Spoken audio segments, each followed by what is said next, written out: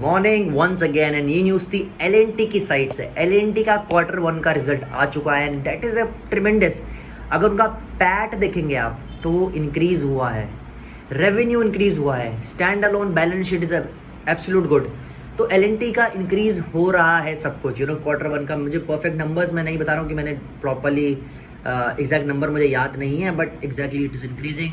काफ़ी अच्छा ग्रोथ दिख रहा है एल में, Q1 का रिजल्ट अच्छा आया है। इसके अलावा मैं बैंक के क्रेडिट ग्रोथ की बात करूंगा तो 18.6% बैंक का क्रेडिट ग्रोथ हुआ है इंडिया में आफ्टर 2 इयर्स। तो ये बहुत ही अच्छा क्रेडिट ग्रोथ हुआ है बैंक्स का। इसके अलावा अगर आप डिपॉजिट देखें, डिपॉजिट ग्रोथ जो 12% रहा, 13.3% हुआ है।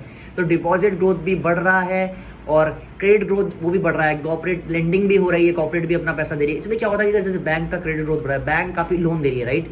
तो लोन जो दे रही है बैंक, उसमें क्या है कि लोग लोन लेंगे, कुछ बनाएंगे, राइट। उससे क्या होगा, एम्प्लॉयमेंट जनरेशन होगी, राइट। वो हमारे जीडीपी पे ऐड होगा, तो that is a good thing, right. तो bank credit growth is increasing, is 18.6% के लगभग पूरा पहुंच चुका है। आफ्टर 2 मंथ्स में ट्रिमेंडस हाइट में है इस समय वो।